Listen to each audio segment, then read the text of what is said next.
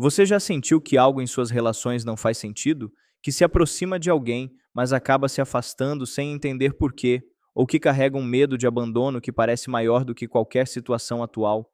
A infância é o terreno onde aprendemos a confiar, a amar e até a nos reconhecer.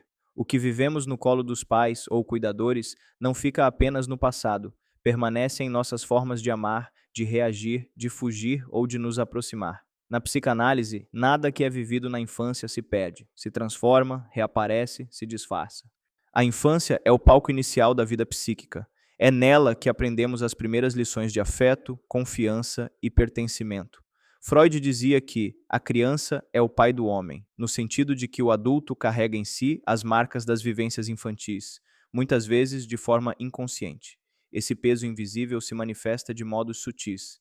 Uma pessoa que teme intimidade sem saber o porquê, outra que se sente constantemente rejeitada, mesmo em relacionamentos saudáveis, ou ainda aquela que foge de vínculos por sentir que eles se tornarão dolorosos. Tudo isso não nasce do acaso. É a voz silenciosa da infância ecoando no presente. O mais intrigante é que a criança não apenas registra fatos, mas emoções. Ela grava o tom da voz do cuidador, a demora em responder ao choro, a sensação de ser desejada ou de ser um incômodo. Essas experiências tornam-se mapas internos de realidade, moldando como o adulto percebe a si e aos outros.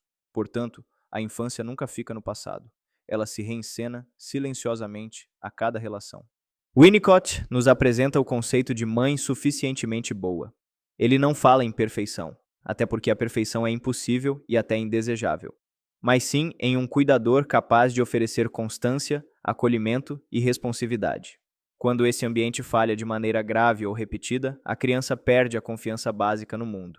John Bowlby, criador da teoria do apego, complementa essa visão, mostrando como os primeiros vínculos viram modelos mentais internos. Não é apenas uma lembrança, mas um padrão inconsciente. A criança que vive apego seguro cresce acreditando que pode explorar o mundo porque terá a quem retornar.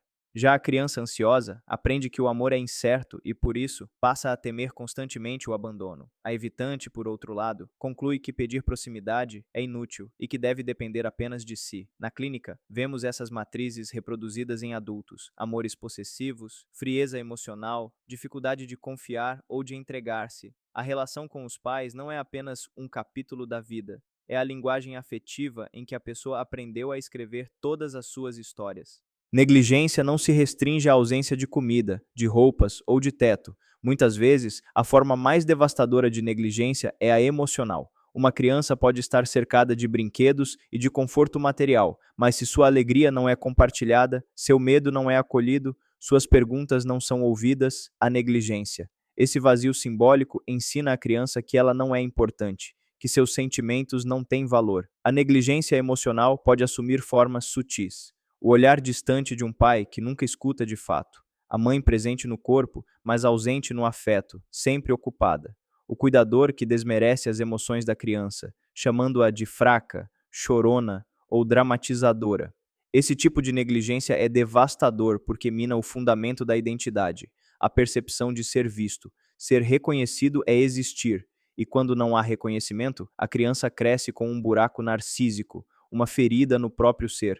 Na psicanálise, o trauma não é apenas o evento em si, mas a incapacidade de o psiquismo processá-lo. Quando a criança é negligenciada, não tem com quem partilhar o medo, a tristeza ou a frustração. O afeto fica sem continente, sem alguém que o acolha e o simbolize. Isso gera três consequências principais. Na psicanálise, o trauma não é apenas o evento em si, mas a incapacidade de o psiquismo processá-lo. Quando a criança é negligenciada, não tem com quem partilhar o medo, a tristeza ou a frustração. O afeto fica sem continente, sem alguém que o acolha e o simbolize.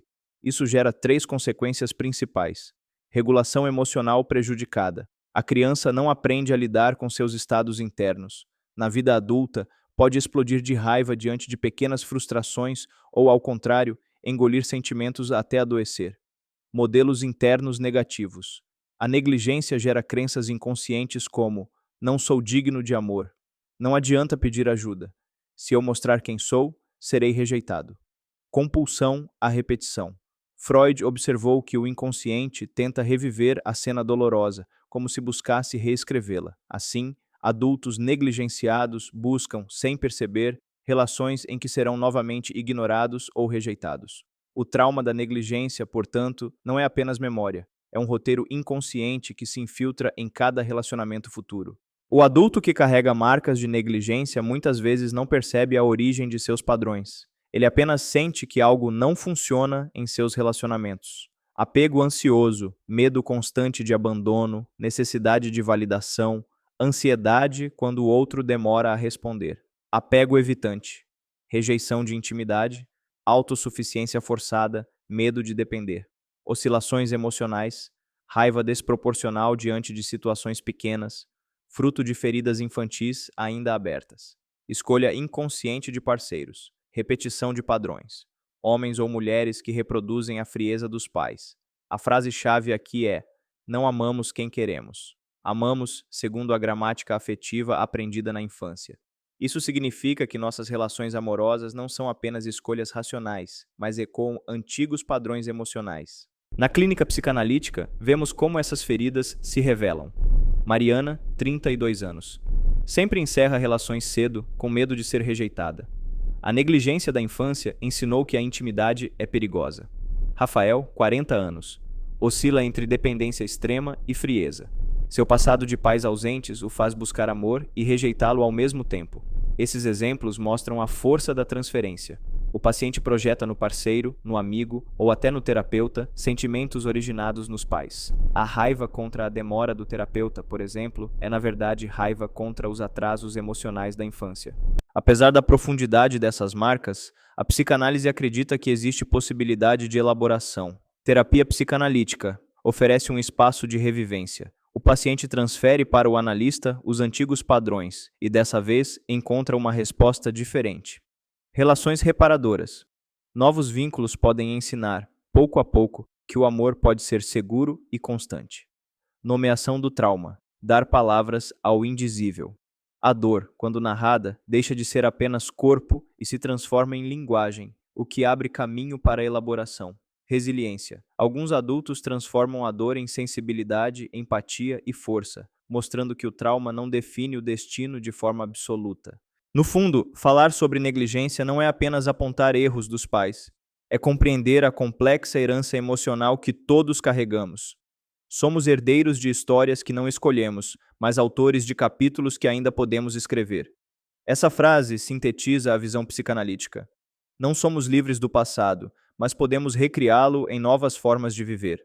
O convite ao espectador é olhar para seus padrões com compaixão, reconhecer que não se trata de fraqueza, mas de uma história emocional que pede atenção, e, se necessário, buscar terapia, não para apagar o passado, mas para escrevê-lo de outra forma no presente.